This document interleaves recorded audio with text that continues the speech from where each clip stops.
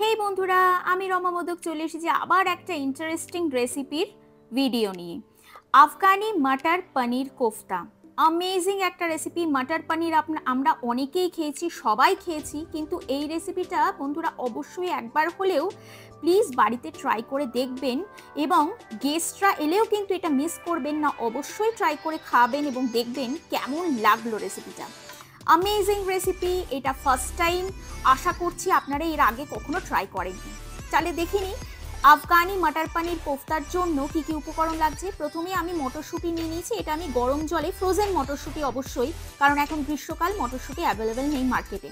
Frozen মটরশুঁটি এটা আমি গরম জলে কিছুক্ষণ ডিপ করে রেখেছিলাম, আধ ঘন্টার মতো।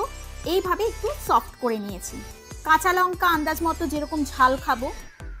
প্রথমেই আমি মটর পনিরের জন্য পেস্ট বানিয়ে নিচ্ছি। মটরটা, রসুন দিয়েছি, আদা দিয়েছি, কাঁচা লঙ্কা দিয়ে ব্যাস, আর জল দেওয়ার দরকার নেই। একটা মিহি পেস্ট বানিয়ে নিয়েছি। দেখুন একদম মিক্সারটা কিন্তু ঠিক হয়েছে, জল দেওয়ার কোনো দরকার নেই, কারণ এটা কিন্তু আমি নিট করব পনিরের সাথে। এই যে দেখুন, এইভাবে কিন্তু আমি গ্রেটারের সাহায্যে পনিরটা গ্রেট করে নিয়েছি। 1 কাপ মতো পনির নিয়েছি এবং হাফ কাপ মতো আমি এখানে মাটার নিয়েছি, মাটারের পেস্ট। এই যে দেখে নিন। এবার আমি এখানে স্পাইসেসগুলো ধীরে ধীরে অ্যাড করব, দিয়ে এটাকে খুব সুন্দরভাবে মেখে মাটার পনিরের জন্য পনির কোফতাগুলো রেডি করে নেব। দেখুন এখানে সল্ট দিয়ে দিলাম আন্দাজ মতো, কাশ্মীরি দেগি মির্চ দিয়ে দিয়েছি আন্দাজ মতো, হলুদ গুঁড়ো, এবং এখানে বেসন 1 টেবিল স্পুন বেসন, এবং 1 টেবিল স্পুন এখানে ইউজ করছি আমি কর্নফ্লাওয়ার। এবং বেসনের পরিমাণ কিন্তু অতিরিক্ত দেবেন না, তাহলে কিন্তু একদম ঢিবির মতো শক্ত হয়ে যাবে মাটার পনিরের কোফতাগুলো। যতটুকু বাইন্ডিংয়ের জন্য আমার দরকার, দেখুন খুব সুন্দরভাবে কিন্তু জল কিচ্ছু রিলিজ করেনি, খুব সুন্দরভাবে দেখুন মাখা যাচ্ছে। এবং দেখুন হাত দিয়ে পাকাচ্ছি, কোনো কিন্তু জল রিলিজ করছে না, এক্সট্রা কোনো জল নেই। দেখুন খুব সুন্দরভাবে মন্ডটা তৈরি হয়ে গেছে। এখানে আপনারা কিন্তু কর্নফ্লাওয়ারের পরিবর্তে চালের গুঁড়ো অথবা ময়দাও ইউজ করতে পারেন। মানে বেসনটা স্কিপ করে আপনারা কিন্তু ময়দা এবং চালের গুঁড়ো কিন্তু ব্যবহার করতে পারেন কর্নফ্লাওয়ারের পরিবর্তে। দেখুন কত সুন্দর আমার ডো, মানে একদম খুব সুন্দর লেচিগুলো কেটে নিয়েছি, একদম কোফতাগুলো বানিয়ে নিয়েছি। এবার দেখুন আমি এটা শ্যালো ফ্রাই করব, তবে আপনাদের যদি মনে হয় যে না ডিপ ফ্রাই কোনো অসুবিধা নেই, আপনারা কিন্তু অবশ্যই ডিপ ফ্রাই করতে পারেন। সেক্ষেত্রে কিন্তু আমরা এই কোফতাগুলো ডিপ ফ্রাই হোক বা শ্যালো ফ্রাই হোক, মিডিয়াম টু হাই ফ্লেমেই ভাজবো। মানে তেলটা দেখুন ধোঁয়া ওঠা গরম হয়ে গেছে। এবার আমি আস্তে আস্তে কোফতাগুলো ছেড়ে দিয়ে মোটামুটি মিডিয়াম ফ্লেমেই ভাজবো, ফ্রাই করব বা সাথে করব। স্লো ফ্লেমে করলে কিন্তু কোফতার পনিরগুলো কিন্তু খুলে যেতে পারে। খুব কেয়ারফুলি কিন্তু ফ্রাই করতে হবে এটা। আর ডিপ ফ্রাই হলে কিন্তু ঝামেলা নেই, আপনারা কিন্তু ডিপ ফ্রাই হলে আরও খুব কুইকলি প্রসেসটা কিন্তু রেডি হয়ে যাবে। তাই আপনাদের যেটা সুবিধা, হেলথের জন্য যেটা আপনাদের মনে হয় পসিবল, সেই অনুযায়ী কিন্তু আপনারা কোফতাগুলো ফ্রাই করবেন। এই যে আমি এখানে মোটামুটি পর্যাপ্ত পরিমাণ শ্যালো ফ্রাই করলেও পর্যাপ্ত পরিমাণই তেল দিয়েছি, না হলে কিন্তু ভেঙে যেতে পারতো।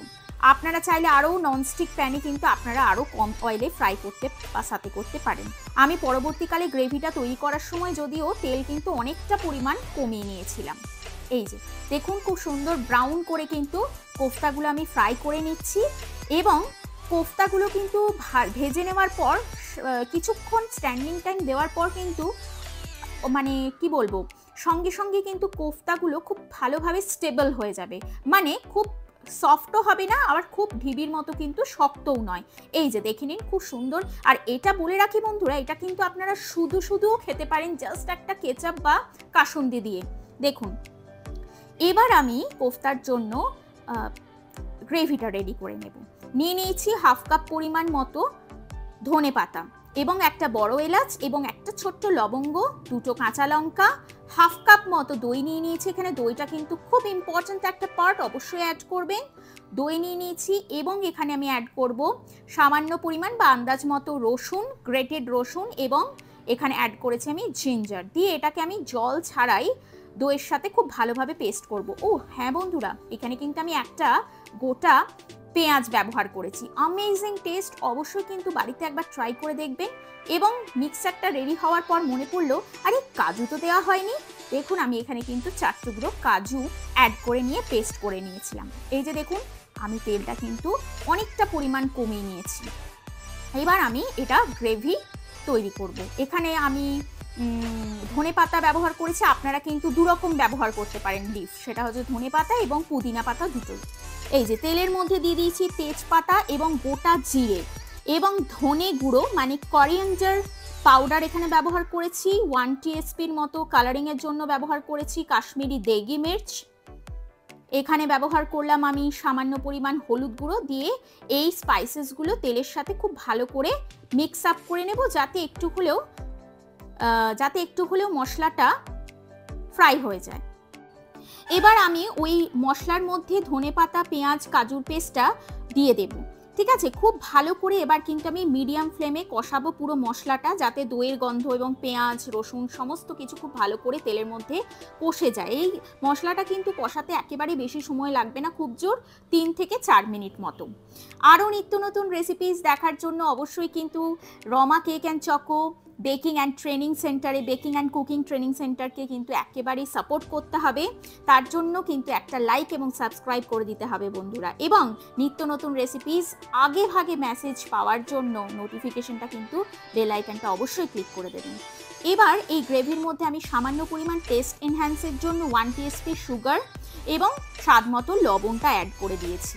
এবার খুব ভালো করে নাড়াচাড়া করব। চাপা দিয়ে মশলাটা কষার কোনো দরকার নেই, যদি মনে হয় আপনারা চাপা দিতেও পারেন, কিন্তু আমি কিন্তু চাপা দিইনি, মিডিয়াম ফ্লেমে 3 থেকে 4 মিনিট খুব ভালো করে কষিয়ে নিয়েছি। এবার আমি এখানে অ্যাড করব, মোটামুটি দেখুন তেল কিন্তু ছেড়ে দিয়েছে, যতটুকু তেল অ্যাড করার ছিল, এবং দই থেকেও কিন্তু তেল রিলিজ করেছে। এবার দেখুন আমি 1 টেবিল স্পুন মতো এখানে আমুলের ফ্রেশ ক্রিম দিয়েছিলাম। যাদের মনে হচ্ছে যে না আমুলের ফ্রেশ ক্রিম নেই, অ্যাভেলেবেল নেই বা খেতে পছন্দ হয় না, তারা কিন্তু ঘরের মালাই বা সরও দিতে পারেন। দেখুন খুব ভালো করে কষিয়ে নিয়েছি। এবার ওপর থেকে 1 টিস্পুন মতো গরম মশলার গুঁড়ো, এটা কিন্তু ম্যান্ডেটারি অবশ্যই দেবেন, খুব সুন্দর একটা অ্যারোমা এবং টেস্ট কিন্তু এনহ্যান্স করে। এবার খুব ভালো করে কষিয়ে কোফতাগুলো দিয়ে পর্যাপ্ত পরিমাণ যেটুকু গ্রেভি চান আপনারা সেই অনুযায়ী কিন্তু গরম জল অ্যাড করবেন। এখানে গরম জল অ্যাড করলে কিন্তু টেস্টের একটু হলেও হেরফের হয়, ঠান্ডা জল অ্যাড করবেন না। চেষ্টা করবেন, প্রতিটা ভিডিওতেই আমি বলে থাকি যে যখনই আপনারা জল দিয়ে গ্রেভিটা অ্যাডজাস্ট করবেন তখন কিন্তু আপনারা অবশ্যই গরম জল অ্যাড করবেন। এবং এই গ্রেভিটা কিন্তু আফগানি মাটার মালাই কোফতার গ্রেভিটা কিন্তু একটু থিকনেস থাকবে, খুব কিন্তু পাতলা জল হবে না। এবার ফুটে গেলে আমি কিন্তু কোফতাগুলো অ্যাড করব। অবশ্যই জানাবেন আপনারা আর কি কি রেসিপি দেখতে চাইছেন, অবশ্যই আমাকে মেসেজ কমেন্টের মাধ্যমে জানাবেন রেসিপিটা কেমন লাগলো, এবং প্লিজ একটা লাইক অ্যান্ড সাবস্ক্রাইব করে দেবেন। প্রচুর রেসিপিস আছে, প্রিভিয়াসের প্রচুর রেসিপিসের জন্য ভালোবাসা পাচ্ছি এবং পেয়েছি, তার জন্য আপনাদের অসংখ্য ধন্যবাদ। প্রত্যেকটা রেসিপিকে এইভাবে ভালোবাসা দেওয়ার জন্য। আগামী দিনে আবার রমা মোদক চলে আসবে অন্য একটা রেসিপির ভিডিও নিয়ে। আপনারা খুব ভালো থাকবেন, সুস্থ থাকবেন, এবং নিত্য নতুন রেসিপিস কিন্তু দেখে আমাকে প্লিজ সাপোর্ট করবেন। এই যে দেখুন অ্যামেজিং আফগানি মাটার মালাই বা মাটার পনির কোফতা কিন্তু রেডি। আপনারা বাড়িতে অবশ্যই এটা ট্রাই করবেন, অ্যামেজিং। আর ঝালটা নিজের অনুযায়ী কিন্তু অ্যাডজাস্ট করে নেবেন। ভালো থাকবেন, সুস্থ থাকবেন, টাটা বাই বাই।